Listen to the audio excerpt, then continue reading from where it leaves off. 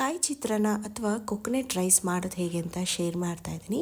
ಮೊದಲು ನೀವು ಎಷ್ಟು ಅಕ್ಕಿ ಬೇಕು ಅಷ್ಟನ್ನು ಹಾಕ್ಕೋಬೇಕಾಗತ್ತೆ. ನಾನಿಲ್ಲಿ ಒಂದು ಪಾವ್ ಅಕ್ಕಿಗೆ ನೀರನ್ನ ಹಾಕಿ ನೆನಾಕಿ ಇಟ್ಕೊಂಡಿದ್ದೀನಿ. ಅಷ್ಟರೊಳಗೆ ಈ ಕಡೆ ಒಂದು ಕಾಯಿ ಹೋಳು ಕಂಪ್ಲೀಟಾಗಿ ಬಿಟ್ಟು ಅದಕ್ಕೆ ನೀರನ್ನ ಹಾಕಿ ಚೆನ್ನಾಗಿ ರುಬ್ಬಿ ರಸನ ತೆಗೆದು, ಈಗ 1 ಕಪ್ ಅಕ್ಕಿಗೆ 2 ಕಪ್ ನೀರು ಬೇಕು. ಸೊ ಇದೇ ಕಾಯಿಂದ ನಾನು 2 ಕಪ್ ಆಗುವಷ್ಟು ಕಾಯಿ ಹಾಲನ್ನ ಎಕ್ಸ್ಟ್ರಾಕ್ಟ್ ಮಾಡ್ಕೋತೀನಿ. ನಂತರ ಅಕ್ಕಿನೂ ಕೂಡ ನೆಂದಿರತ್ತೆ. ನೀರನ್ನ ಸೋಸ್ಬಿಟ್ಟು ಇದಕ್ಕೆ ನಾವು ಕಾಯಿ ಹಾಲು ಮಾಡಿರ್ತೀವಿ ಅಲ್ವಾ, ಆ ಕಾಯಿ ಹಾಲನ್ನ ಹಾಕಿ ಕುಕ್ಕರಲ್ಲಿ ಅಥವಾ ನೀವು ಹಾಗೆ ಓಪನ್ ಪಾತ್ರೆಯಲ್ಲೂ ಕೂಡ ಬೇಯಿಸ್ಕೋಬೋದು. ಉಪ್ಪನ್ನ ಹಾಕಿ ಲಿಡ್ನ ಕ್ಲೋಸ್ ಮಾಡಿ 2 ವಿಷಲ್ನ ಕೂಗಿಸ್ಕೊಳ್ಳಿ. ಬಿಸಿ ಬಿಸಿ ಅನ್ನಕ್ಕೆ ಒಗ್ಗರಣೆ ಹಾಕಿದ್ರೆ ಸ್ವಲ್ಪ ಸಾಫ್ಟ್ ಅಥವಾ ಮುದ್ದೆ ಥರ ಆಗುತ್ತೆ. ಕೂಗಿದ ನಂತರ ಈ ರೀತಿಯಾಗಿ ಕೈಯಾಡಿಕೊಂಡು ಸ್ವಲ್ಪ ಉಡಿಯಾಗಿ ಮಾಡ್ಕೋಬೇಕು.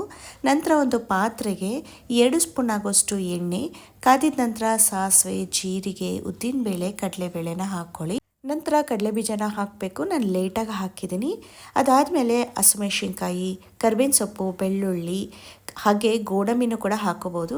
ಇದೆಲ್ಲ ಹಾಕಿ ಫ್ರೈ ಮಾಡಿದ ನಂತರ ಕೂಗ್ಸಿಟ್ಕೊಂಡಿರುವಂಥ ಅನ್ನನೂ ಕೂಡ ಹಾಕ್ಕೊಂಡು ಚೆನ್ನಾಗಿ ಮಿಕ್ಸ್ ಮಾಡ್ಕೊಳ್ಳಿ.